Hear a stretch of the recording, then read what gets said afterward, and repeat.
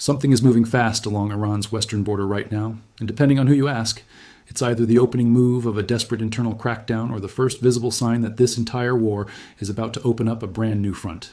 Thousands of Iranian troops, heavy weapons, and specialized units are pouring into positions along the border with Iraq's Kurdistan region, deployed in waves over the past several weeks, and the timing could not be more suspicious. This is happening at the exact same moment an unexplained explosion just rocked an IRGC facility. At the exact same moment, Iran and Oman are reportedly in the final stage of drafting a deal that could reopen the Strait of Hormuz.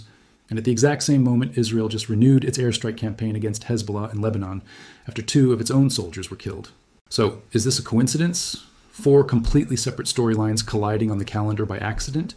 Or is Iran quietly repositioning for something much bigger, while the entire world's attention stays locked on the diplomacy happening in Muscat and in Rome? Let's break down exactly what we know, because there's a lot more going on here than a single headline can capture.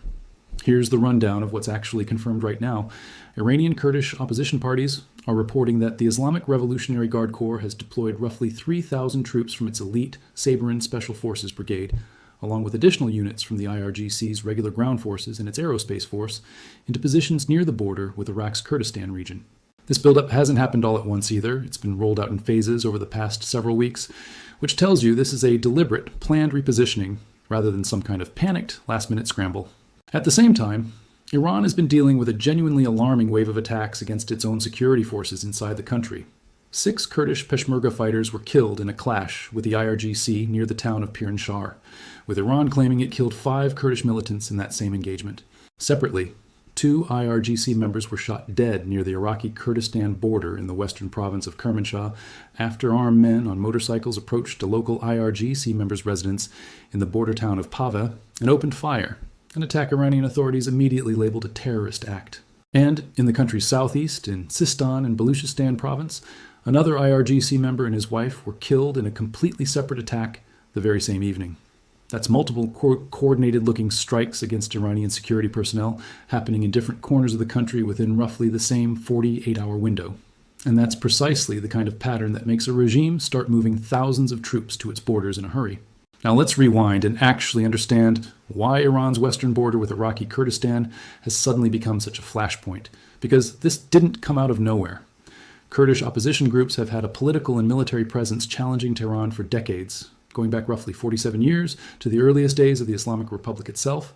and Iran has never fully been able to remove them from the political equation, no matter how many crackdowns it's launched over the years. What's changed recently is the context surrounding that old rivalry. Iran's economy has been in freefall for months now, battered by international sanctions and by the sheer cost of fighting this war since it kicked off back in February. That economic collapse fueled a wave of protests that started in late December of last year and spread across the entire country by January. And when Iranian security forces cracked down on those protests in early January, they killed somewhere in the neighborhood of 30,000 of their own citizens, according to figures reported by officials inside Iran's own Ministry of Health. So by the time we get to this summer, you've got a regime that just spent the first half of the year fighting a brutal, costly war against the United States and Israel, while simultaneously massacring tens of thousands of its own protesters. And now, on top of all of that, watching its historic Kurdish opposition suddenly start scoring real, coordinated hits against IRGC personnel in multiple provinces at once. From Tehran's perspective, that combination looks less like routine border friction and a lot more like the early stages of an actual insurgency trying to exploit a regime that's never looked weaker. And then, right on top of everything else, an unexplained explosion tore through an IRGC facility, and Iranian authorities have been noticeably tight-lipped about what actually caused it. This is a pattern that's played out repeatedly throughout this war. Explosions at Iranian military and industrial sites that get quickly attributed to gas leaks, faulty wiring, or accidental fires, while independent observers and opposition sources raise questions about whether sabotage, an Israeli covert operation, or an internal resistance cell was actually responsible. Iran's own track record of transparency around these incidents is genuinely poor. Official explanations frequently arrive within hours, long before any legitimate investigation could plausibly have concluded. And video evidence contradicting the government's version of events has a consistent habit of getting scrubbed from Iranian platforms almost as quickly as it appears. Whatever actually caused this specific explosion, the fact that it happened at almost the exact same moment thousands of troops were converging on the Kurdistan border only adds to the sense that Iran's internal security situation is genuinely fraying in multiple places simultaneously, not just along one single front. It's worth understanding the deeper history behind why Iran's Kurdish population in particular has remained such a persistent thorn in Tehran's side for nearly 5 decades now, because this isn't some new phenomenon that suddenly emerged this year. Iran's Kurdish minority, concentrated heavily in the country's northwest along the border with Iraq, has never fully accepted the level of political and cultural control Tehran has tried to exert since the 1979 revolution. Multiple organized political and militant factions have operated out of that region for decades, including the Kurdistan Free Life Party, commonly known by its Kurdish acronym PJAK, the Democratic Party of Iranian Kurdistan, and the Kamala Party of Toilers of Kurdistan, each with slightly different ideological roots, but a shared history of armed resistance against the Iranian state going back generations. These groups have typically operated out of bases across the border inside Iraq's semi-autonomous Kurdistan region, using the mountainous terrain and the relative safety of Iraqi Kurdish territory to plan and launch operations back across into Iran itself. Iran has responded to that persistent threat for years with periodic cross-border strikes of its own, and this current wave of missile and drone attacks against Kamala, KDPI, and PUK-affiliated positions is really just the latest and most intense chapter in a rivalry that has never actually gone away. It's simply been overshadowed by the much larger war with the United States and Israel dominating headlines since February. And Iran's response to that fear has been anything but subtle. According to reporting from inside Iran, the IRGC has been launching missile and drone strikes against Kurdish opposition camps sitting just across the border inside Iraq's Kurdistan region, hitting positions belonging to the Democratic Party of Iranian Kurdistan, the Kamala Party of Toilers of Kurdistan, and facilities affiliated with the Patriotic Union of Kurdistan. One of these strikes reportedly marked the 95th separate missile and drone attack the IRGC has launched against just the Kamala Party's positions, which tells you this cross-border bombardment campaign has been running for a very long time and has clearly intensified as tensions along that border have escalated. So when you put all of this together, the picture that emerges isn't really about Iran preparing to launch some grand offensive into Iraqi territory. It looks a lot more like a regime that is genuinely rattled by a resurgent domestic insurgency, responding by simultaneously hammering opposition camps across the border with drones and missiles, while also physically massing thousands of ground troops along that same stretch of frontier, positioning itself to respond immediately if these Kurdish attacks inside Iran's own territory keep escalating. Let's actually dig into who these Sabrin Special Forces are, because their specific deployment here matters a lot more than people realize.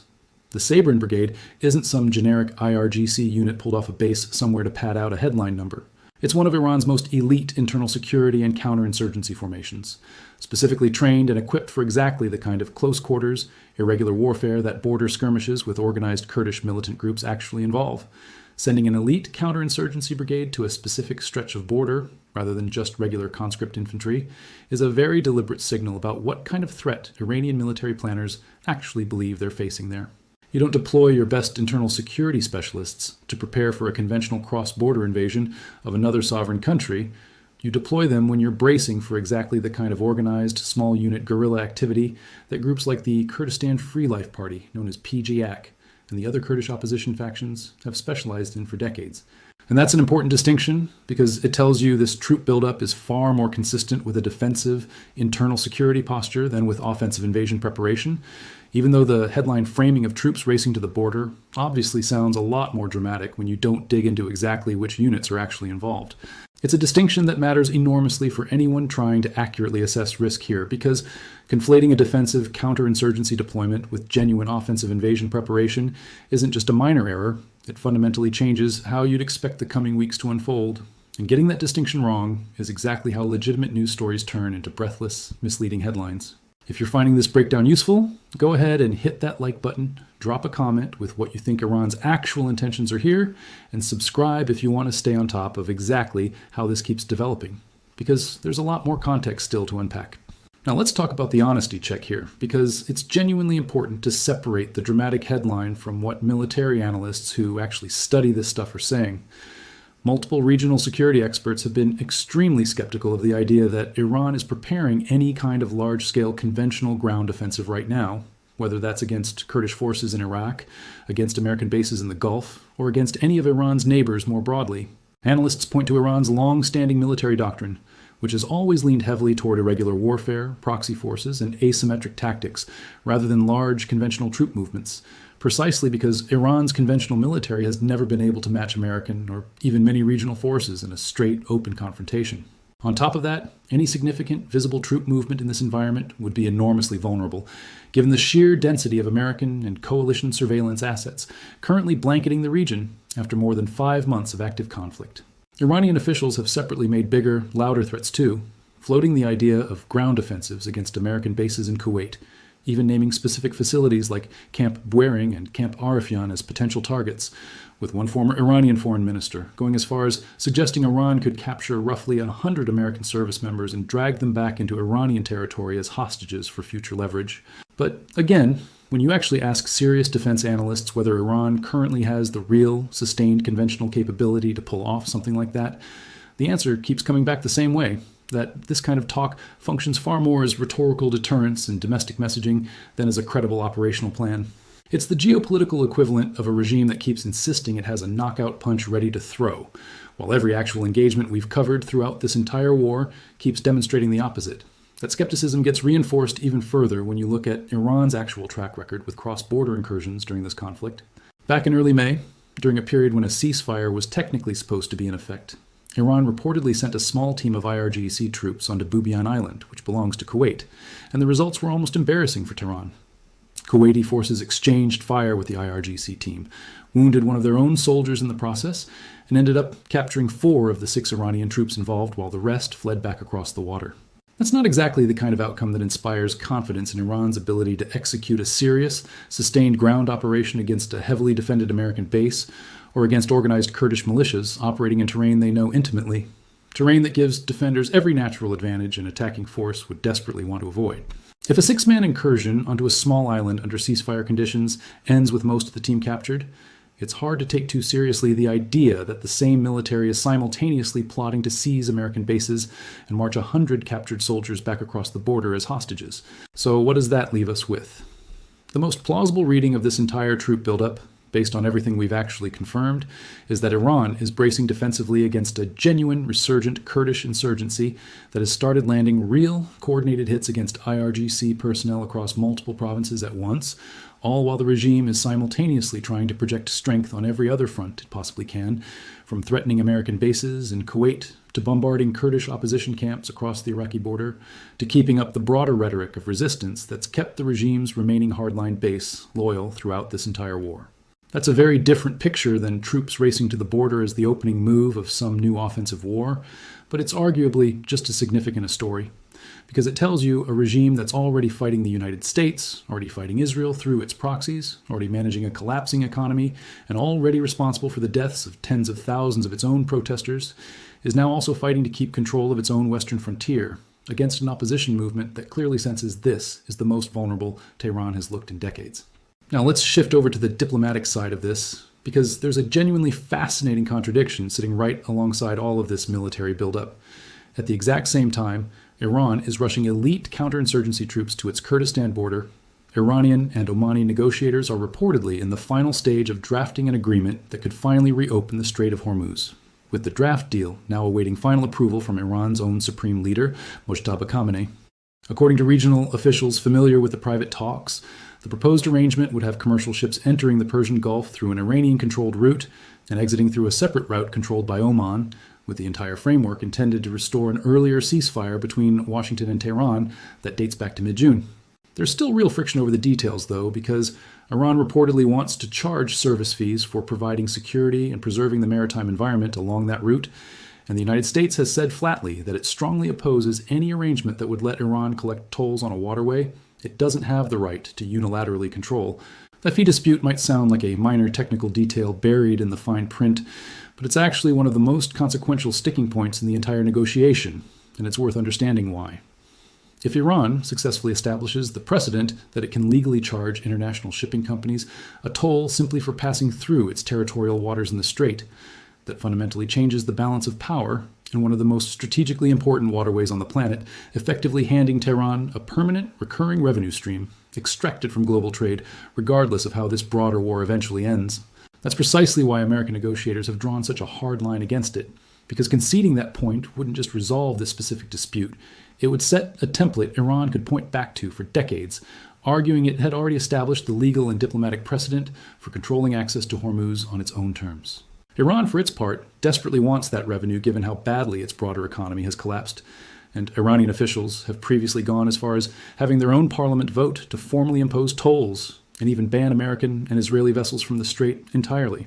A move that never actually got enforced, but signals exactly how far Tehran has been willing to push this specific issue, even at the risk of blowing up the broader negotiation. Trump himself told reporters this week that an announcement could come as soon as this week. And Treasury Secretary Scott Bessent even suggested a deal could happen, in his words, today or tomorrow. And yet, Iran's own foreign ministry spokesperson has publicly denied that Tehran is negotiating directly with Washington at all, insisting the talks are purely between Iran and Oman over navigation logistics, even as multiple diplomats quietly acknowledged that unblocking the strait is widely understood to be the key bargaining chip that could revive broader negotiations between the U.S. and Iran on everything from sanctions relief to the nuclear program itself. There's also the matter of the specific ceasefire this deal is meant to restore, because it's easy to lose track of exactly which agreement is being referenced when so many overlapping frameworks have been floated throughout this war. The ceasefire currently at stake traces back to an arrangement reached in mid-June, under which Iran agreed to allow commercial vessels safe passage through Hormuz for a defined period while broader negotiations continued in the background. But the wording of that original agreement was vague enough that disputes quickly emerged over exactly which routes ships were permitted to use and who actually held ultimate authority over enforcement. And those exact same ambiguities are precisely what this new Iran-Oman draft deal is trying to nail down for good, reportedly by having ships enter the Gulf through a specifically Iranian-controlled corridor and exit through a separate corridor controlled by Oman, effectively splitting operational responsibility for the waterway between the two countries, rather than leaving Iran with unilateral control over the entire strait. So you've got a regime simultaneously trying to close out a deal that could ease the economic stranglehold suffocating the entire country, while also quietly surging elite troops to a completely different border to suppress an internal uprising it clearly doesn't want the outside world paying too much attention to. That's not necessarily a contradiction, though, when you actually think about it strategically. If anything, it's exactly the kind of dual-track approach a cornered government runs when it's fighting for survival on multiple fronts simultaneously. Getting the Strait of Hormuz reopened matters enormously for Iran's economy, because that blockade has reportedly been costing the regime something in the range of hundreds of millions of dollars a day, money the government desperately needs, given how badly its currency and broader economy have collapsed over the past year. But solving that economic problem doesn't do Tehran a bit of good if a resurgent Kurdish insurgency manages to destabilize the western part of the country while everyone's attention stays fixed on tanker traffic and shipping routes. So Iran negotiates hard on the diplomatic front, where it desperately needs relief, while quietly hardening its military posture on the domestic front, where it's facing a threat it can't simply negotiate its way out of. And then there's the third front opening up at almost the exact same moment, because Israel just renewed its airstrike campaign against Hezbollah in southern Lebanon, with strikes hitting the town of Tebnin, killing one person and wounding 11 others after a strike hit a cemetery, and additional strikes forcing residents to flee the nearby town of al-Mansouri. This came right after 2 Israeli soldiers were killed by an explosive device inside a booby-trapped building in southern Lebanon, an incident Hezbollah hasn't officially claimed responsibility for.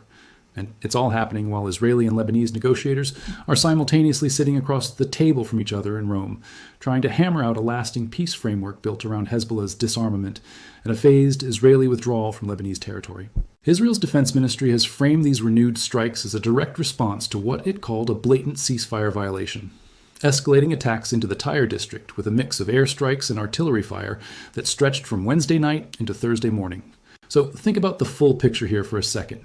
You've got active combat still flaring up in Lebanon, even as peace talks continue in Rome. You've got Iran and Oman inching toward a Hormuz deal, even as Iran publicly denies talking to Washington directly. And you've got Iran surging elite troops to its Kurdistan border, even as analysts insist a full-scale conventional invasion remains essentially inconceivable, given Iran's actual capabilities. Every single major front in this broader regional conflict is simultaneously showing signs of both escalation and de-escalation at the exact same time, which tells you just how genuinely unstable and fluid this entire situation has become. It's also worth pointing out just how costly this war has already been for the United States, specifically, because that context shapes how much appetite Washington actually has for letting any of these simmering fronts, whether it's the Kurdish border tension, the Lebanon flare-up, or anything else, spiral into something that demands a much bigger American commitment. According to official casualty tracking, 18 U.S. troops have been killed and 687 wounded since this war began back on February 28th,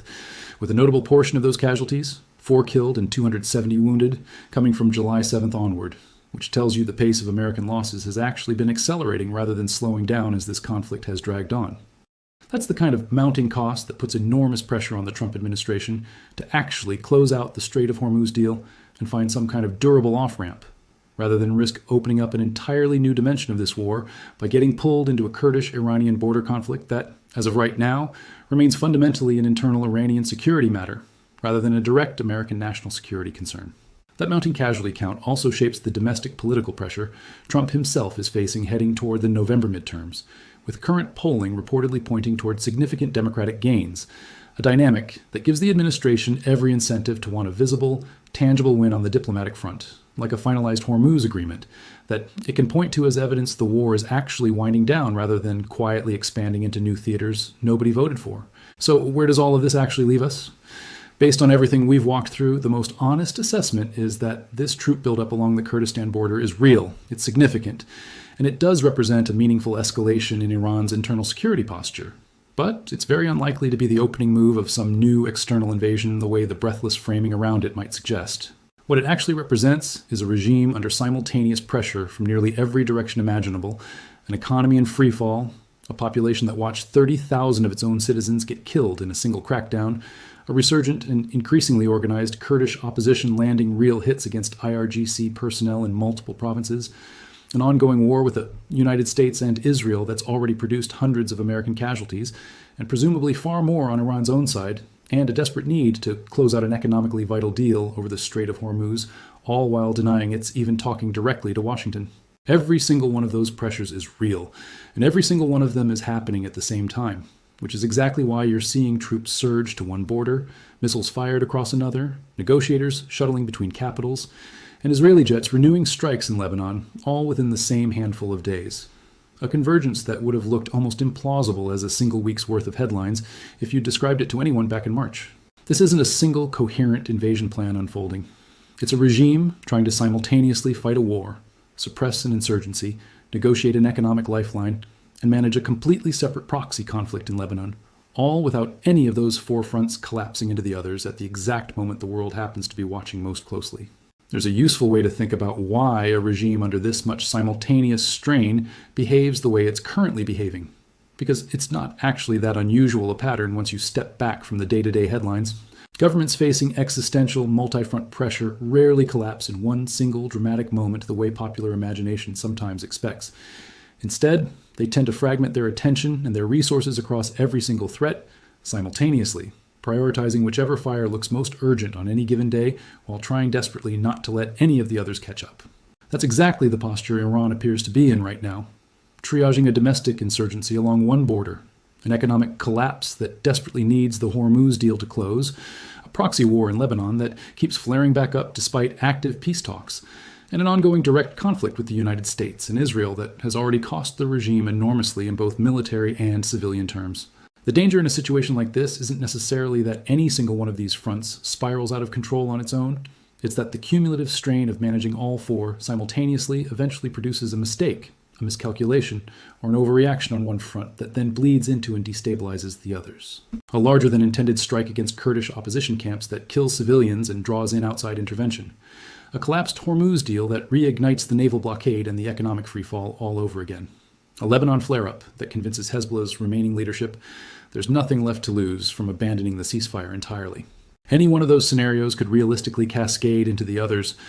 and that interconnected fragility is honestly the most important thing to understand about where this entire regional situation stands right now. Far more important than whether this specific troop movement to one specific border technically qualifies as invasion preparation or not. It's also worth thinking about this from the perspective of Iran's remaining regional allies and adversaries alike, because everyone in the neighborhood is watching this exact same set of signals and drawing their own conclusions about how much longer the current Iranian leadership structure can actually hold everything together. Gulf states that have spent months walking a careful diplomatic line between hosting American forces and maintaining working relationships with Tehran are almost certainly recalculating right now, watching to see whether Iran's internal security apparatus can actually contain this Kurdish resurgence, or whether it represents the first real crack in the regime's ability to maintain control over its own territory. Kurdish groups on the other side of that border, along with their own international sympathizers, are almost certainly reading this troop buildup as confirmation that their recent operations have genuinely rattled Tehran, which historically tends to embolden rather than discourage further action from opposition movements that sense real momentum. And Israel, still deeply engaged in its own separate conflict with Hezbollah in Lebanon, has every incentive to watch Iran's simultaneous juggling act closely, because a Tehran distracted and stretched thin managing a domestic insurgency has historically proven less capable of fully resourcing and coordinating its various regional proxies, which could very plausibly factor into how aggressively Israel chooses to press its own advantage in Lebanon over the coming weeks. So here's what I want to know from you. Do you think this troop buildup along the Kurdistan border is purely a defensive response to a genuine resurgent Kurdish insurgency? Or do you think there's a real chance Iran is quietly preparing something more aggressive that just hasn't become visible yet? Something the current intelligence picture simply hasn't caught up to? Do you think the Strait of Hormuz deal with Oman actually gets finalized this week, the way Trump and dissent seem to be suggesting? Or do you think the dispute over Iran charging tolls on the waterway ends up blowing the whole framework apart at the last minute, the way previous rounds of these talks have collapsed before? And do you think Israel's renewed strikes in Lebanon threaten to derail the Rome peace talks entirely? Or is this exactly the kind of pressure that eventually forces both sides toward a real, lasting agreement? Drop your honest thoughts in the comments below, because with this many moving pieces happening at once across 4 completely different fronts, hearing a range of perspectives genuinely helps make sense of where this entire regional situation is actually heading, far more than any single confident prediction ever could on its own. If this breakdown helped you see past the dramatic headline and understand what's really happening along that border, go ahead and share it with someone who's been trying to follow this war, but keeps losing track of how all these separate storylines connect. Hit that like button so more people trying to understand this conflict actually see the full picture instead of just the clickbait version, and subscribe so you're here for whatever happens next. Because based on everything we've just walked through, there's a real chance multiple pieces of this puzzle could shift dramatically within the next few days alone. Thanks so much for watching, and we'll see you in the next one.